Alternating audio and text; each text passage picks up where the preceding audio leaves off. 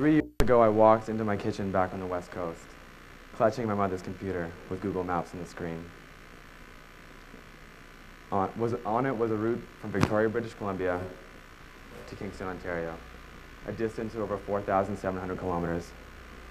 And I remember walking into that kitchen, and my mom was there, and I said, "Mom, I'm going to bike my way to school with my books, my backpack, and my tent, all while raising money for cancer research." And she said, "Adam, absolutely not. You're crazy." As I think any normal mother would. But after her and my dad raising me for the last 17 years, they knew I just would not accept that answer. So fast forward just 2 months, and I'm biking my way to Queens, beginning one of the greatest, most challenging journeys of my life. And I was only 17 at that time. When I came up with the idea, I hadn't even graduated high school yet. The distance was 4,700 kilometers, and I decided I was going to do it in only 30 days. So that meant I needed to ride at least 167 kilometers every single day.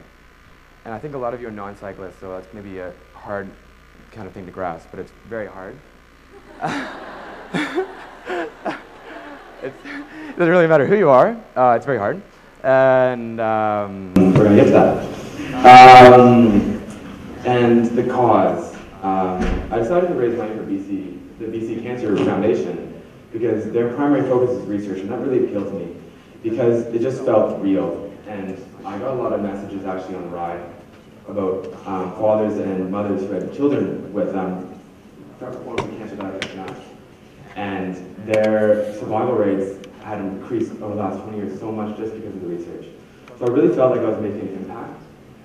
So that kind of was one of the motivators for me. My past training. So before leaving on the ride, I had never ridden more than 121 kilometers in a single day. And that was 2 years ago at a separate charity event. How was I supposed to ride 160 kilometers on the very first day and continue to do that for 30? I had no idea. But I just thought I was going to do it. I'm a weird kid. So on the very first day, the challenges became so real. As I left that ferry that you're seeing right there, I got lost and I started riding towards America. Pretty ridiculous. I had this map. I didn't even plan the first day. Anyways, the crew called me and they said, "Adam, we had an interview an hour ago. Where are you? Where are you? We're on the highway waiting for you." And I said, "I don't know where I am. Where are you guys?" Eventually, I crawled through some bushes and got on the right highway, had the interview, and then began my journey. It was great. But every day was a struggle. And every day was a struggle. And one day I remember biking over 3 mountain passes and over 200 kilometers on that bike and over 9 hours on that seat, just in a single day. And another point during the prairies, I biked for 3 days, over 200 kilometers each day. So over the 3 days, I biked more than 600 kilometers. And I reached speeds of over 55 kilometers an hour on the flats. I felt like a rocket ship. And I had a wind, but also my quads, so it helped. And I remember points when I would just lie on the side of the highway, completely exhausted. I couldn't even register the world. And although my parents were following in a car, I'd get there first and lie down. And cars would pull over and ask if I needed an ambulance. And I couldn't respond. I felt like I was dying. And you laugh and it's funny, but it was true. And it was such a surreal experience. I was just ready. My body was just letting go. And I was shutting my eyes and I just couldn't take it anymore. Those were really tough moments. Some of the worst in my life. And this ride was seen so positively by my friends, my families, but in some ways it was very traumatic. And that was really interesting because that was very surprising. With luck and wild amounts of mental and physical strength, on September 4th, 2011, I arrived at Queens. It was...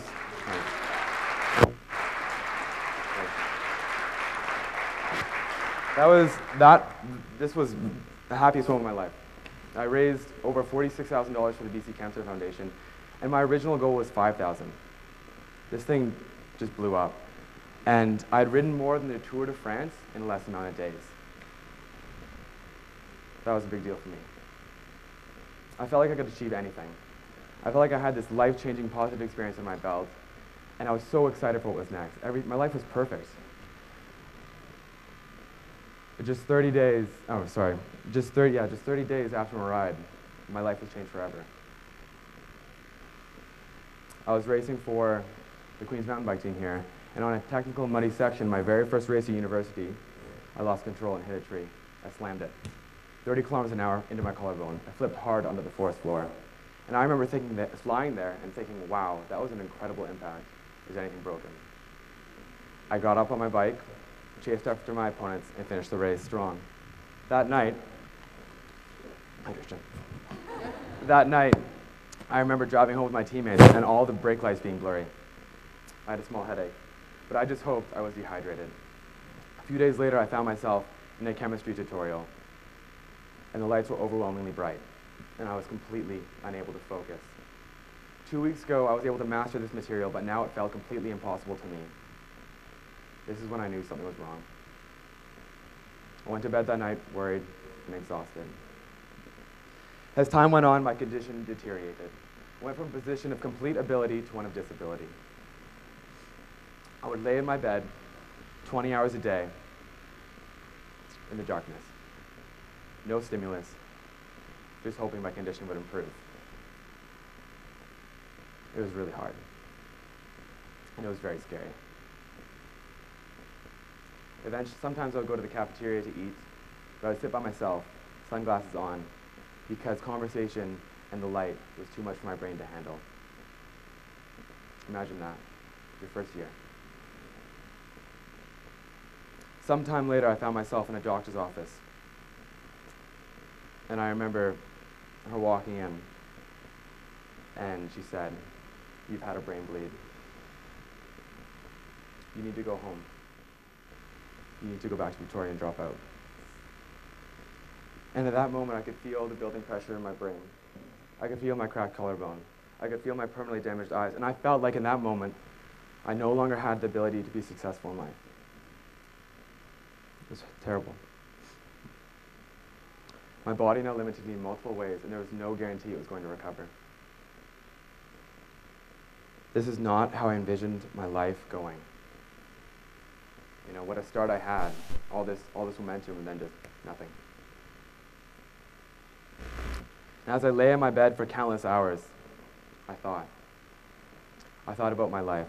I thought about everyone's life and how we were all different, but also very similar. And it became real to me how finite my time is here, our time is here.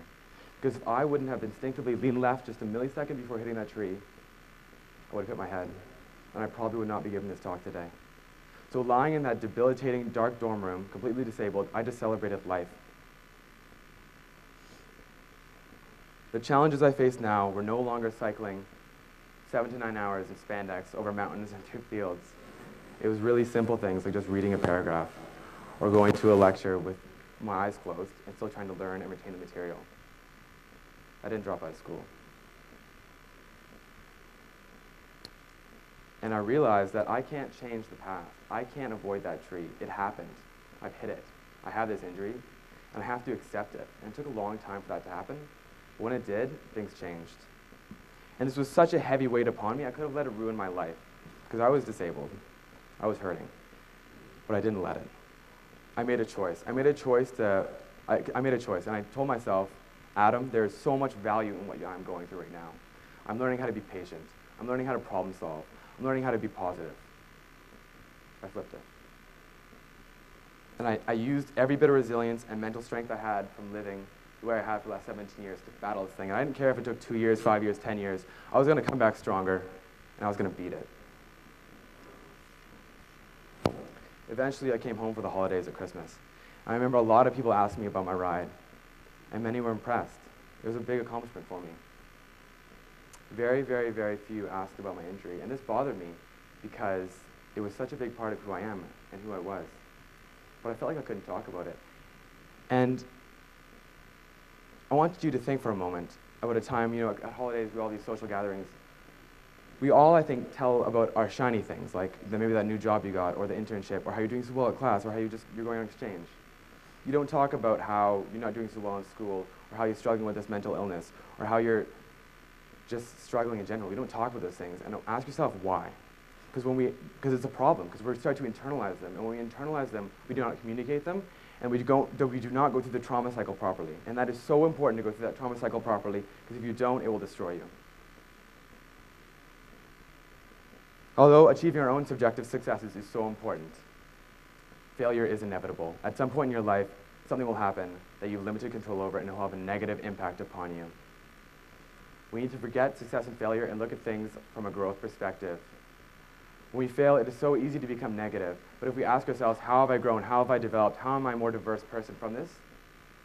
We can lead a more effective life with our time here, because we use every experience. 8 months later, I'm still struggling. I've gotten better, but still it seems like I want to be this way forever. But I'm still learning so much about myself, and I'm granted a new appreciation for life.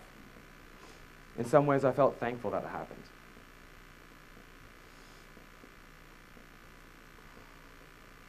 I no longer was in a new province for 4 days, suffering in spandex, which can be absolutely horrible. I had a new battleground. I could have blamed the world and defined myself by my injury, by my accident, by my negative experience, by my trauma. But I chose to learn, and I chose to grow. We all have our battles. Whether it's an injury like mine, whether it's depression, whether it's failing school, whether it's not reaching that goal that you really value, or whether it's a failed relationship. We all have our battles. And there's 1,000 of them, and you will experience one, at least. No one can be perfect. But I challenge you to grow. I challenge you to try and learn from it, and overcome the obstacles no matter how big they may seem. Because when you make that choice to learn, when you make that choice to use it, when you make that choice to change your mindset and say, screw culture, I'm going to use this. This is not going to pull me down. It's incredible. Every night I wrote a blog and on my ride, and 8 months later I wrote my last blog post, and I want to share a quote with you in closing.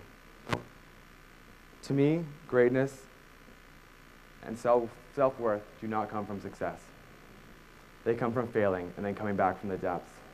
Because it is there, down there, coming up, where you'll learn who you truly are, what is important to you, and why is it important to live for tomorrow. Thank you so much. This has been a dream come true. Okay.